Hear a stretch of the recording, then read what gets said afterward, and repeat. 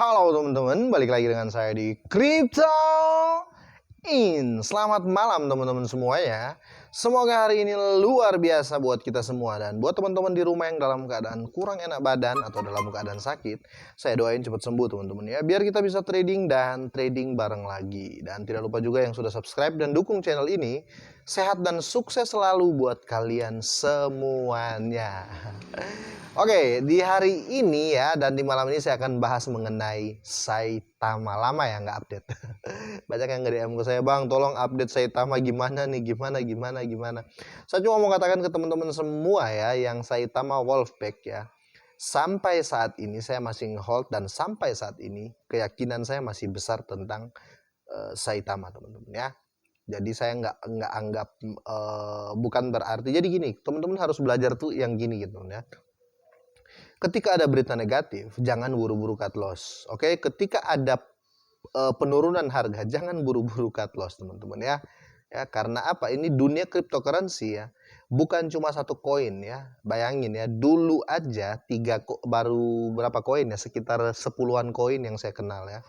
Waktu itu 10 koin saja main sikut-sikuan teman-teman ya. Koin ini jelek, koin itu jelek. Banyak food dari tim A, tim B ya. Dari koin B, koin C, koin A, koin O, koin B, koin Z. Banyak food. Apalagi sekarang sudah ribuan teman-teman tokennya ya.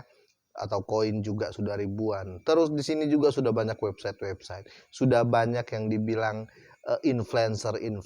Otomatis ya, food itu nggak bisa dihindari. Itu kenapa saya selalu katakan ke teman-teman harus realistis ya, harus rasional ya, pakai logika kita. Oke, jangan terpancing dengan berita ini, berita itu. Kita fokus pada project dari token atau koin tersebut. Jadi untuk saat ini saya masih yakin. Oke, langsung saja ya, saya mau bahas dan bedah sedikit tentang Saitama, ada apa dia ya. Langsung saja. Oke, dan untuk hari ini Saitama mengalami kenaikan 2,31%, teman-teman ya, seperti biasa ya, naik-naik dikit lah. Kalau kita lihat overall di sini, saya ambil di time frame 1 jam, di sini dia masih bisa dibilang sideways lah teman-teman ya. Tapi saya rasa ini akan naik ya teman-teman. Saya rasa akan menjebol ke 30. Ini kan 26 NUSD.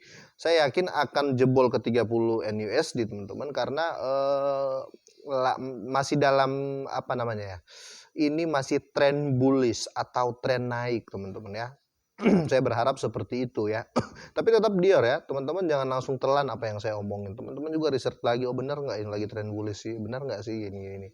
Kira-kira seperti itu. Dan saya rasa untuk penurunan Saitama kemarin karena project ya, jujur saja ya, karena project saya juga agak kecewa ya. Project kemarin, project Saitama trouble ya, dan ini trouble lagi gitu loh teman-teman.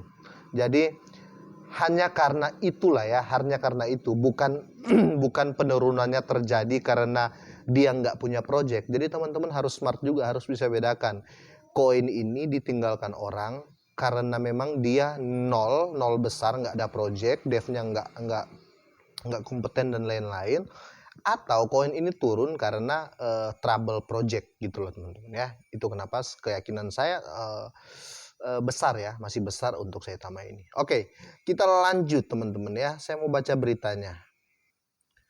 Dan untuk di akun official Twitternya si Saitama ya teman-teman, seperti yang saya katakan tadi ya, kemarin ya, ini 1 hari yang lalu, dia baru saja mempost satu gambar atau salah satu ringkasan berita ya, amannya mereka ya. Kira-kira seperti ini teman-teman ya. Ini sudah saya translate. Jadi mereka di sini, atau saya translate dulu ya biar tapi agak ribet sih, tapi saya coba translate ya buat teman-teman semuanya. Oke, langsung kita gas teman-teman. Ini saya sudah translate ya. Jadi ini postingan kemarin ya. Dalam semangat transparansi, nah yang saya suka dari Saitama itu, dalam semangat transparansi kami ingin mengkonfirmasikan kepada komunitas bahwa kami menonaktifkan sementara fungsi swap kami di Saitama untuk mencegah front turning ya, lebih lanjut, dan transaksi sandwiching dari bot. Nah ini yang saya bilang sempat keras saya omongin kemarin, waktu sekitar minggu kemarin saya bilang ini project gagal sebenarnya. Tapi ya bagusnya di sini Saitama ini terus berbenah dan dia ngomong langsung ke publik. Kami mau maintenance ini. Nah, otomatis berarti dia punya etikat baik untuk eh, apa ya, untuk kelangsungan kita para holder teman-teman. Itu yang saya suka dari Saitama. Transparan lah kira-kira seperti itu. Sementara platform stabil di seluruh papan dengan fungsional 90% lebih. Kami perhatikan bahwa sekitar 4% transaksi dipengaruhi oleh bot ini. Jadi kayak ada bot gitulah ya, atau kayak ngebug lah gitu. Ini adalah presentasi yang dapat diterima menurut standar industri, tetapi tidak dapat diterima menurut standar Saitama. Betul teman-teman ya. Di industri saja ya, di exchange saja sering trouble juga ya. Tapi kalau Saitama bilang ya, menurut kami ini serius, walaupun cuma trouble kecil, kami harus jujur ke publik dan kami harus memperbaikinya. Bagus lah menurut saya. Kami telah membuat keputusan kolektif untuk menjeda dan mengurangi serangan ini ya. Jadi serangan teman-teman ya, berarti di sini juga apa ya, peretas-peretas lah kira-kira seperti itu, bertolak belakang dengan waktu audit certik mengatakan anti peretasan ya untuk Saitamas ini. Tapi itulah ya, namanya dunia IT, di atas jago masih ada jagoannya gitu loh teman-teman ya. Ya, oke, selain itu kami telah menerima laporan dari pengguna yang mengalami kerusakan aplikasi. Betul, masih inilah. Intinya ini masih banyak yang harus dibenahi, tetapi ya itulah kesalahan dari tim marketing dan tim devnya, kok terlalu buru-buru. Itulah yang menjadi FOMO publik. Tahu lah ya, mulut orang ya. Padahal cuma trouble sedikit, nanti bahasa di luarnya bukan trouble teman-teman, tapi nggak bisa digunakan ya, nggak bisa digunakan. eh, Kalau jatuh ke orang lain lagi, itu bahasa akan berubah lagi, peretasan ya, kira-kira seperti itu. Jadi untuk di sini saya rasa bukan karena proyeknya ya yang jelek, bukan teman-teman ya, tapi memang FOMO publik yang mendorong orang untuk kabur dari Saitama, kira-kira seperti itu. Sebagai akibat dari penghentian singkat ini peluncuran Lily Finance. Jadi Lily Finance rencana itu sudah mau launching sebenarnya di Saitamas teman-teman, tapi karena ada ini makanya mereka menunda untuk Lily Finance ini untuk listing ya di Saitamas ini.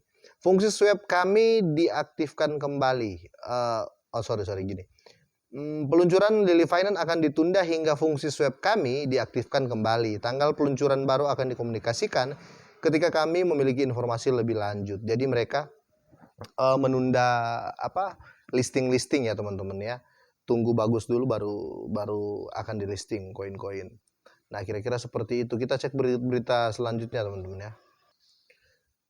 Nah tadi kan sudah nih berita-berita yang menurut saya agak negatif teman-teman ya, dan berita positifnya gini teman-teman. Kenapa saya masih yakin ya dengan Saitama, keyakinan besar saya di Saitama itu masih besar teman-teman ya. Karena gini, sekelas koin-koin ini memberanikan diri untuk listing di Saitama teman-teman ya. Ada Impact XP, Kishimoto, Maddox, Ritji ya, Sirio Inu, Sunaf Volume 2. Singman, Saman King ya, Saman King Inu, Lily Finance. Oke, jadi kita bisa lihat jikalau ya, ini saya berpendapat pribadi, jikalau Saitamas ini sudah stabil ya, sudah nggak ada maintenance lagi, sudah nggak ada ngebug lagi, sudah nggak diserang lagi, saya rasa akan ada pelonjakan harga yang besar-besaran teman-teman. Apalagi di sini sudah mulai banyak ya, di awal-awal ini sudah mulai banyak koin-koin baru yang masuk ke dalam.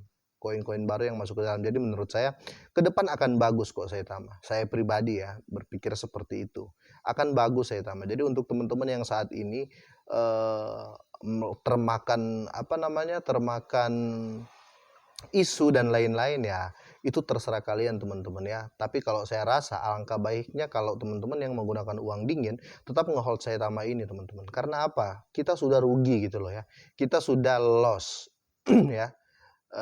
Jadi jalan satu-satunya untuk kita untung yaitu ngehold teman-teman ya. Beda layaknya ini teman-teman ya, indeks atau forex gitu ya, kita loss sudah hilang gitu loh. Tapi untungnya ini di token atau koin, dan ini cryptocurrency. Jadi sistemnya agak berbeda dan kita masih sangat diuntungkan. Yang membuat kita kalah bukan tokennya, tetapi kita sendiri. Kira-kira menurut saya seperti itu teman-teman. Oke, itu saja update saya untuk Saitama. Jadi teman-teman sudah tahu untuk berita terbaru dari Saitama. Semoga sehat dan sukses selalu buat kita semua teman-teman. Selamat malam.